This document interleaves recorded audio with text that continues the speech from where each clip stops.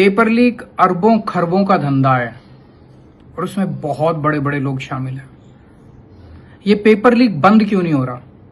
हर 2 साल में 3 साल में पेपर लीक हो रहे हैं, क्यों? मैं बताता हूं आपको।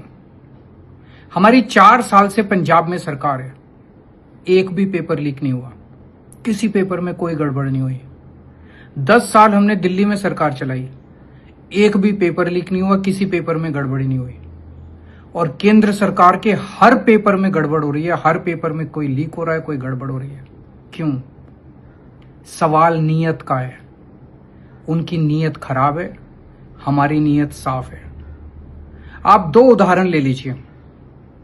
सीबीएसई का पेपर, ओएसएम का ठेका ऐसी कंपनी को दिया गया जिस कंपनी ने तेलंगाना के पेपरों में भारी गड़बड़ की थी। तेलंगाना में एग्जाम्स में उस कंपनी ने इतनी गड़बड़ की थी, उस कंपनी को ब्लैकलिस्ट किया गया और उसकी गड़बड़ियों की वजह से 20 से ज्यादा बच्चों ने तेलंगाना में सुसाइड कर लिया और उस कंपनी को केंद्र सरकार ने सारे देश का ठेका दे दिया। क्यों? नीयत खराब थी केंद्र सरकार की। और हुआ क्या? लाखों बच्चों का भविष्य खराब हो गया। अभी तक उस कंपनी के खिलाफ कोई एक्शन नहीं हुआ, कोई एफआईआर नहीं हुई, कोई गिरफ्तार नहीं हुआ। एक कमेटी बना दी, बस कमेटी अपना काम करती रहेगी। सीबीएसई के चेयरमैन को हटा के उसको एग्रीकल्चरल सेक्रेटरी बना दिया, बस, और किसी के खिलाफ कोई कार्रवाई नहीं हुई।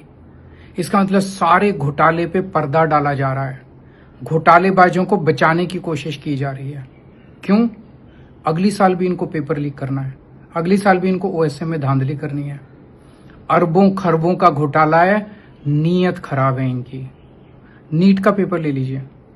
नीट के पेपर में आपने भी अखबार में पढ़ा होगा, मैंने भी पढ़ा है, कह रहे हैं कि पेपर सेटिंग की स्टेज पे पेपर लीक हुआ और उसका समाधान क्या निकाल रहे हैं कि पेपरों की ट्रांसपोर्टेशन अब एयरफोर्स के जहाजों द्वारा की जाएगी। अरे अगर पेपर सेटिंग के टाइम पे पेपर लीक हुआ रहा है तो पेपर जहाज से ट्रांसपोर्ट करने से कैसे वो पेपर लीक रुकेगा? तो पेपर लीक रोकना नहीं है। सारे घोटाले पे पर्दा डाला जा रहा है, घोटालेबाजों को बचाया जा रहा है, क्योंकि अगली साल फिर से पेपर लीक करने हैं, अगली साल फिर से अरबों खरबों रुपए कमाने हैं।